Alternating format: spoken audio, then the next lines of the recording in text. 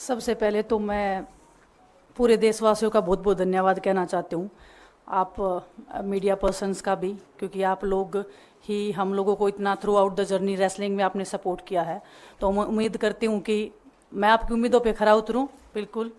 और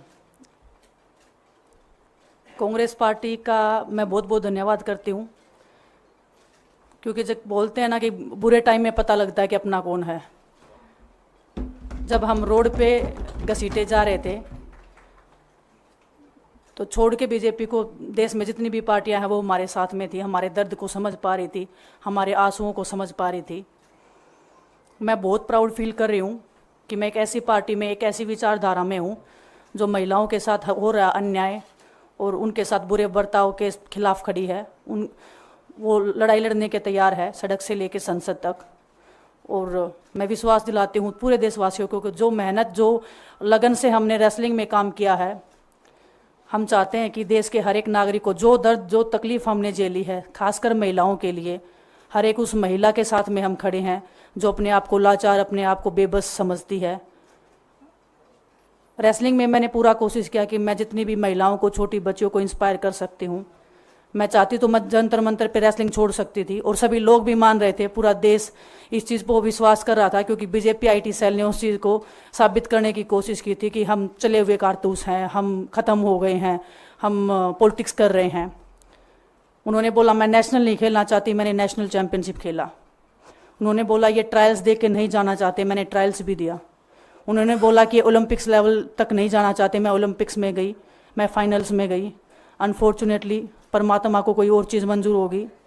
एक चीज़ मुझे पता है कि जब मेहनत आप करते हो तो ज़रूरी नहीं कि आपको उसी दिशा में मिले, कई बार दूसरी चीज़ों में भी आपको वो फल मिल जाता है। और परमात्मा ने मुझे मेरे देश के लोगों की सेवा करने का जो मौका दिया है, वो मैं मानती हूँ कि उससे बड़ा पुण्य का काम कोई नहीं हो सकता है।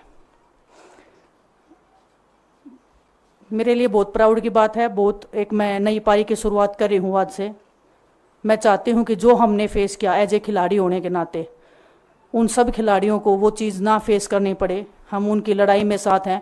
शायद उनको आज हिम्मत मिले कि जो पार्टियां पावर में रहती हैं शायद वो साथ में नहीं खड़ी हों, लेकिन उनके बहन भाई हैं जो उनके साथ में खड़े हैं। और हमें पता है स्पोर्ट्स में कितना गलत होता आया है, नहीं बोल पाते हैं खिलाड़ी।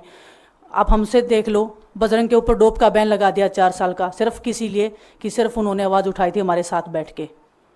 तो उसका भुगतान हम कर रहे हैं, आज तक कर रहे हैं, लेकिन हम डरेंगे नहीं, पीछे नहीं हटेंगे। जो लड़ाई थी वो जारी है, ख़त्म नहीं हुई है। कोर्ट में हमारा केस चल रहा है, वो लड़ाई भी हम जीतेंगे, ज़िंदगी की जंग भी हम जीतेंगे।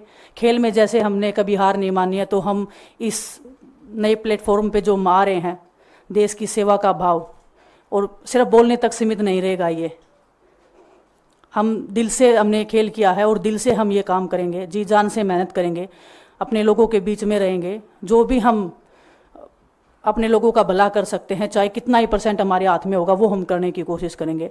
और मैं अपनी बहनों को बताना चाहती हूँ कि आपकी बहन आपके साथ में है। किसी भी मुसीबत में, किसी भी पल, किसी भी क्षण आप ऐसे मत समझना कोई भी आपके साथ में नहीं है। जब कोई नहीं खड़ा होगा तो मैं आपके साथ में ज़रूर खड़ी रहूँगी, कांग्रेस पार्टी आपके साथ में ज़रूर खड़ी रहेगी। ये हमने फील किया था, और मैं वादे से कह सकती हूँ, दावे से कह सकती हूँ कि बिल्कुल आपके साथ भी खड़े रहेंगे।